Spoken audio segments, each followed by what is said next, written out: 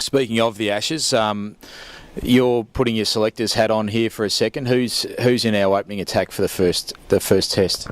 Well, I think Invers looked at our teams that we did during the Shield final and he said they were pretty close. So we are sort of pseudo-selectors, aren't we, really, at Fox Sports?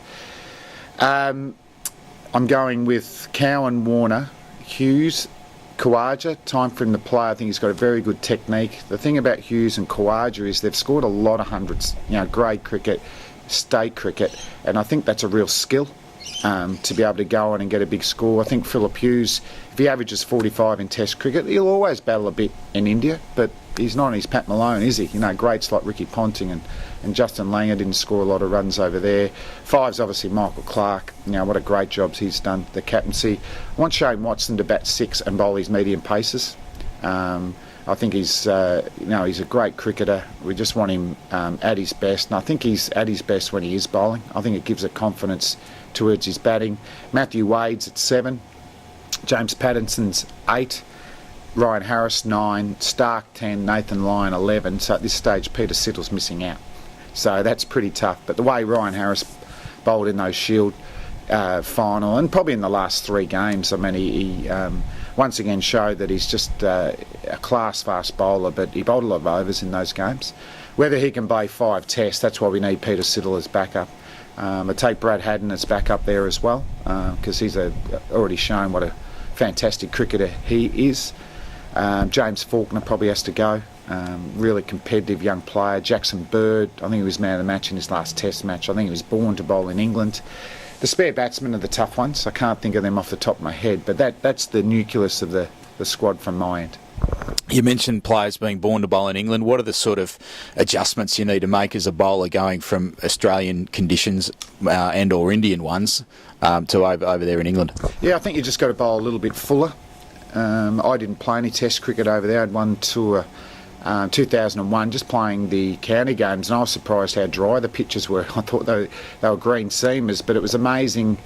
Things didn't seem to be happening, and it's a bit lower bounce in Australia, but if you got a good shine on this Duke ball, you could swing it for 30-40 overs, and also just every now and again seem to hit the seam and keep low, and LBs were real good chance of motor dismissal, a bit like what Terry Alderman did, in 81 and 89 there. So for Jackson Bird, he went over to England last year with Australia A, so he would have learned a lot from that.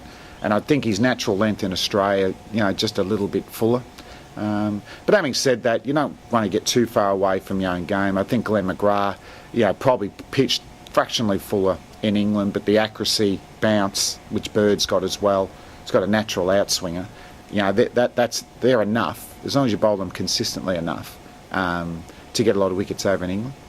You mentioned the Duke ball, and Australia sort of was exposed a little bit with England's ability to reverse swing. Is that something that's likely to be as big a factor as it has been in some of the past series? Well, they get it going so early there, don't they? And it surprises me because generally the pitches have got some grass on it in the outfield, so they obviously know what they're doing, get the ball in the right condition. I don't think it's that big an adjustment. It seems a bit slightly smaller and the seam seems thinner. But really, it's just an adjustment of your fingers and your thumb underneath, really. But really, we're seeing that reverse swing can be a real factor over there, particularly if pitches dry a little bit and they have a dry summer. So no doubt they'll be working on that in the games leading in. And obviously, watching the way that James Anderson goes about it, he's very skillful. He swings the ball both ways with new and old ball. So even though won Australia to win, really like watching Anderson bowl. He's really come into his own as an elite bowler. No, he has, and it just shows that it's still a very skill-based game, and you need to be able to fit enough to bowl 25, 30 overs a game, but it's no use being super fit if you don't have the skills. It's no use getting into a game and finding that the opposition have got 4 left-hand batsmen in their top 6 and you haven't been bowling to them at training, and you don't have a plan whether you're going to swing into them with the odd one across them or you go across and set them up for the in-swinger.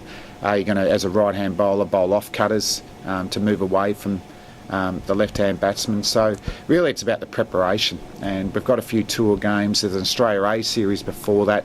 I think the Champions Trophy's on around the same time, so you imagine there'll be a few test-onlys that'll be on that tour for Australia. So, and it's also good to see that, you know, Cowan, Bailey, those types are actually over there playing right now, so they're getting good experience in English conditions.